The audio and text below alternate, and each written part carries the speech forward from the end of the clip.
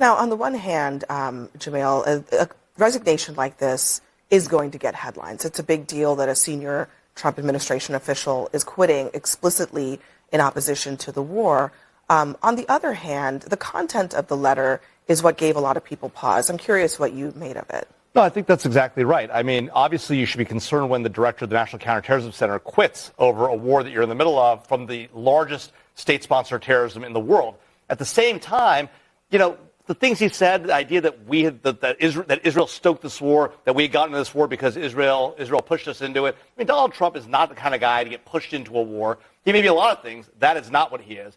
Beyond that, he also had this underlying sentiment. He talked about his wife who had been killed in the Iraq war, suggested that Israel pulled us into that war either. There's no evidence for that whatsoever. I think this underlines some of the ties that Joe Kent had to other people and some of his underlying views that are animating why he quit. Also notable, Tulsi Gabbard, the director of national intelligence, very careful about how she positioned herself, endorsing the war, but saying it's because the president gets to decide what an imminent threat is, not endorsing it herself. But this idea that Israel just attacks without checking with the U.S. and makes decisions without checking with the U.S., we are their strongest ally. They don't move without checking with us first. This idea that they were going to attack without checking with the president, and then that we were going to be drawn in. Hey, by the way, I didn't say that. That was Marco Rubio who said that. That's the whole thing. It came from inside the administration. So the people who made the suggestion that Israel was going to go no matter what, that was this administration. That may be the case, but the point remains that we watched this thing play out. Israel had attacked Iran before. They attacked Iran before we ran Operation Midnight Hammer. Iran attacked back. They did not come after us. We then decided to go on an Operation Midnight Hammer. This is a war that the President of the United States chose to go into. That's his decision, his call. He can listen to allies or not. But this idea somehow that Israel drew us into that, they drew us into Syria. We were in Syria because of ISIS, okay? Because of the conduct of that war. It had nothing to do with Israel.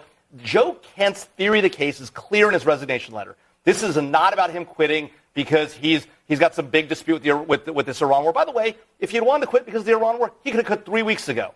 He waited a long time. Joe Kent, I predict, is running for office again. He's going to go on Tucker Carlson's show tomorrow, the same show, or this next week, the same show that put Nick Fuentes on the air. He's expressed those same views, and he's going to get support from that toxic part of the Republican Party that is both anti-Semitic and anti-Muslim and spouts all the kind of rhetoric that we as Americans should be disgusted with. But Abby, that's more about what this president believes he can get away with Congress and with the American public, right? The president believes that he can put a case out to the American public and say, I want to go to war with Iran. They presented him a threat, and he doesn't need to array the evidence, right? And in fact, as it turns out, Congress hasn't done anything about it.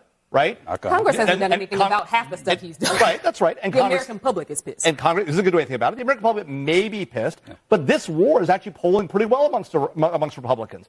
Even with the MAGA base being upset, and I think you're right, the MAGA base is very upset with President Trump and what he's done here. I think Joe Kent is tapping into that. I think other folks like Tucker Carlson have tapped into that. But there's a different strain going on there. There's a movement in the Republican Party that is very problematic and very toxic, and that's where this is coming from. And let's be honest. What is the this? What is this coming from? What do you mean? The war itself? The tone in Joe Kent's letter. Joe Kent, first of all, Joe Kent doesn't have to defend the Iran. We've established. You know who else looks surprised? The president of Iran, who went on TV a week or two later and said, "I'm sorry we bombed." You can't go on TV you can't go on TV a week or two later than last night. So what are you talking about? Well, what I'm saying is that the president of Iran said that he himself I'm talking about the surprise from yesterday. I'm talking about the surprise from yesterday. The president of the United States said that he was surprised. Let me let Jamil finish his statement. I think let's understand what he's saying. Part of what's going on here is that the Europeans are, I think you're right, Abby, the Europeans are very unhappy about how President Trump has treated them in this last year and a half. We saw what happened in Munich with J.D. Vance's speech. We saw it again this year a little bit better with Marco Rubio's speech. I was there at both. The Europeans are very concerned about the U.S.'s role in the world, whether the U.S. will be there in NATO for them. I think that's absolutely true, which might make them more leery of coming into this conflict. That being said, it is crazy to not defend the Straits of Hormuz. It is a critical sea lane for everyone around the globe. It is important that sea lane remain open. If Iran tries to close it, everyone should come on board, regardless of what you think about Donald Trump, regardless of what you think about this war. Keeping the Straits of Hormuz was it closed before the war? What's that? Was it closed before the war?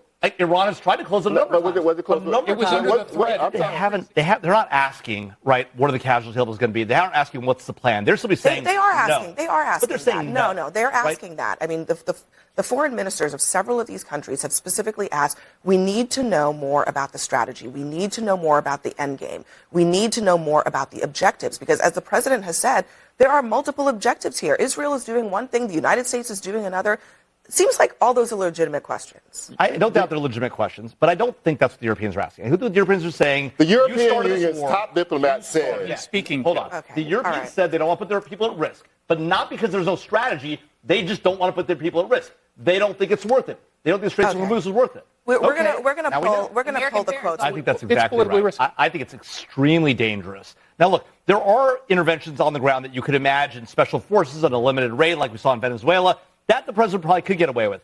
A long-term deployment of U.S. Marines on Karg Island or Bandar Abbas to free up the Straits of Hormuz, very dangerous, very likely to get us into trouble, very likely to get Americans killed. The president will have to be ready to sustain that political fight at home if he's going to go down this road.